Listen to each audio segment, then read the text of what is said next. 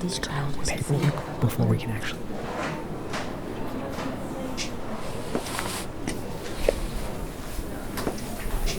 We found fractures on your son's ribs. You don't know what caused your baby's injury? Do you have a history of domestic violence? That's Clarence, 3 years old, and that's Cal, 3 months old. I think there was never any question that you would be a good dad. I was one who liked the name Clarence because of the angel Clarence. He's kind and generous, and that's what really matters to his success as an angel. Our priority as parents was to teach our boys that they're good, that people are good, and that you can do good things in the world. It's like, I'm sure there are people that hear the story, because honestly, I might have been that person who'd be like, well, like maybe they did it. Because maybe they did, right? Like.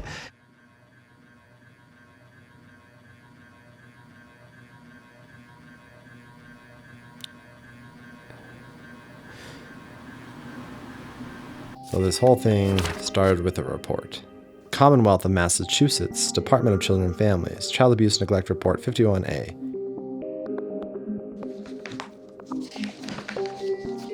Reporter said the mother presented to Newton Wellesley Hospital with a child on the morning of 7/13/2022 due to concerns for bronchiolitis. I remember waking you up and saying, I'm going to take Cal to the hospital. He was just radiating heat like babies do when they're sick. They're just little ovens. And so I checked his temperature and it was 103.6, I think. Is that right? Said that they wanted to do an x-ray to test for pneumonia. And Cal is so sick and so tired and he's just screaming all the way through it. Like he screams so much that he loses his voice and his voice gets worse. We found a mostly healed, weeks-old rib fracture. Honestly, like I was so naive. I don't think I really even had a very clear idea of what a rib fracture was. The mother said the child fell from bed 2 weeks ago, but the hospital child protection team determined the fractures were not consistent with a fall from a bed. Like it didn't strike me as a pressing thing because it was nearly healed and it was old and I just had no idea how seriously it would impact our lives. Then the social worker came in, Jill Sachs came in. What could possibly explain Cal's injury? Does her husband usually ignore your children when he's in the same room as them? I caught your eye roll. Do you have any history with domestic violence? There was no evidence of child abuse. They had one data point, this rib fracture. Met with the mother about concerns for non-accidental trauma and explained a report was being filed. Reporters said the doctors this morning described the mother's affect as very flat.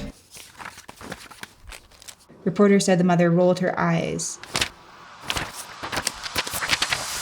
I remember her asking if you often ignore the kids when you're in the room with them, which I thought was the stupidest question. And so I rolled my eyes and she said, I see that you're rolling your eyes. I'm curious why you're not taking this interview more seriously. From the moment she entered the room, it felt like there was nothing I would be able to say that would be the right thing to say. I wasn't really in a position to say the right thing anyways, because I was so hungry and tired and scared. And so then finally I walk out thinking I could maybe go find the doctors and talk with them. And outside of my door, there's a police officer. And so then I called you and I said, Josh, they're gonna take Cal. They're gonna take our baby. Just this realization that we probably weren't gonna leave this hospital with our baby boy.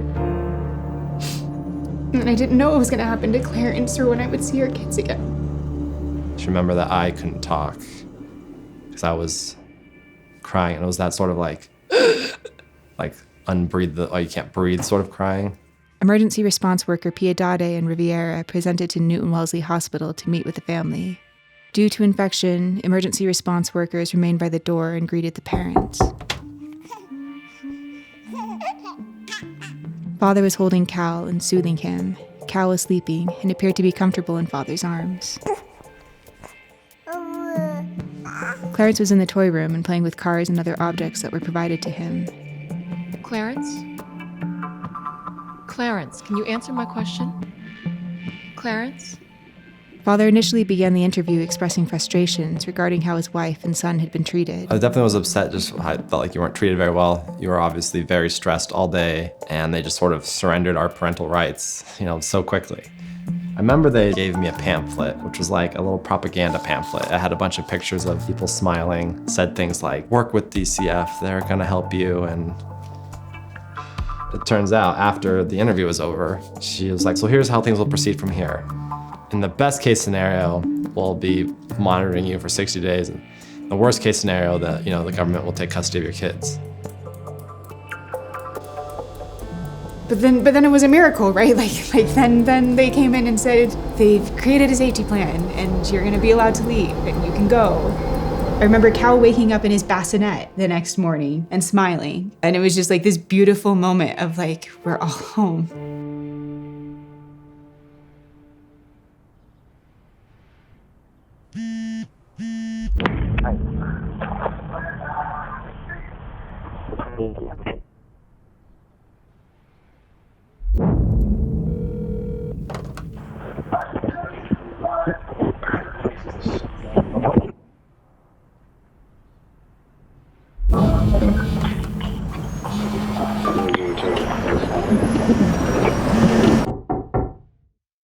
I think it was more of this sort of, it's very loud, like that. I think it was the sound, not a knuckle.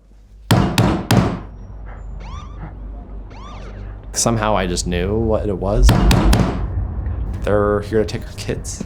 And so then it was just like desperation. Like, is there anything we can do to keep this from happening? So you guys showed up at 1 o'clock on a Saturday morning. Do they have the proper authorization to take our kids?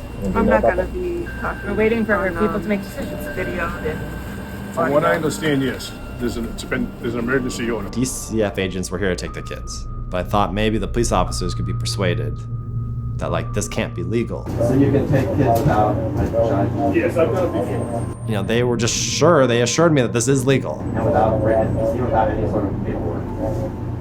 I would like paperwork on scene, but it's not yet, and I've been told that I don't need it. You told me to go feed Cal and to pump some milk to send them with. And so I think that felt like defeat.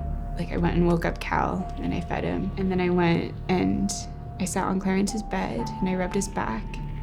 And I said, my boy, you get to go on a car ride to a new place and make new friends. And Mom and Dad are gonna come and find you as soon as we can. And that's when he started to scream and thrash. Hey, Clarence.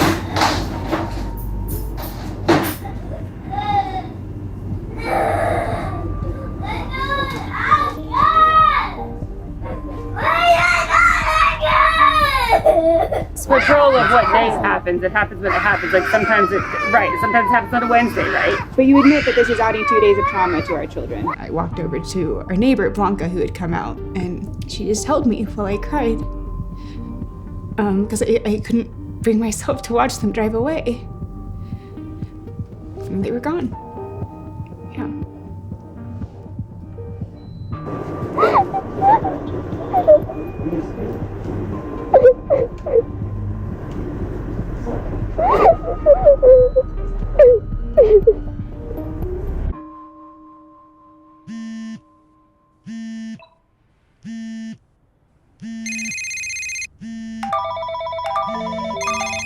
And so then, like that night when Sarah sent the text, it was just like, what? What? That can't be legal. I looked at Matt and I said, how can this be happening? How can this be happening? I was devastated, right? I remember my stomach just like clenching. And I was just sort of in shock. I was like, well, I'm not going to sleep now. And we got the phone call from Sarah. That's right. No, it's okay. I'll do it. He has a faulty memory. And it was, okay, what can we do to get there? And so we didn't get there till Sunday morning. It was a Sunday red eye. I think it took a red eye Sunday night and got there Monday The morning. bag, hopped in the car and went to Boston. Emily, did you come the following week? Daniel went Saturday morning and then I came out Monday afternoon. It was 3 days of like just nerves and what's happening. So I got there that day and I just tried to coordinate things. So Cubby would Give assignments. one of my assignments was to trying to get expert witnesses. I did a fair amount of legal research and I talked to some expert witnesses as well. Yeah, what causes rib fractures, things like that. I ordered food. Mostly I drove, I think. That was the main helpful thing I did.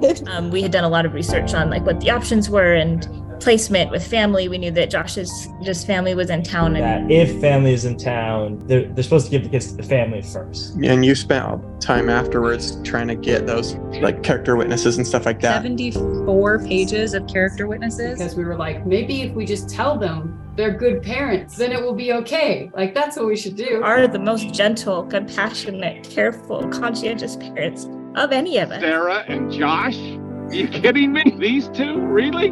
Not just our family, but our all of anyway. Sarah and Josh are wonderful. And we have a close-knit family. It was everything. That was the one thing. Yeah, it was 100% the whole family. Love you all. Bye, guys.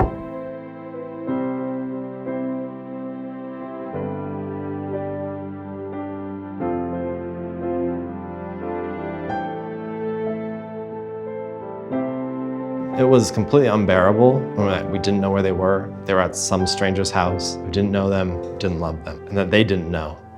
We were so grateful we were able to get them with family, with you. I mean, it was so much more bearable after that point. I realized that I likely was the person that threw this whole thing into activity. There was a time when I was watching Cal and I was getting him out of a car seat, and as I was getting him out, his head flung back and I gripped him very tightly.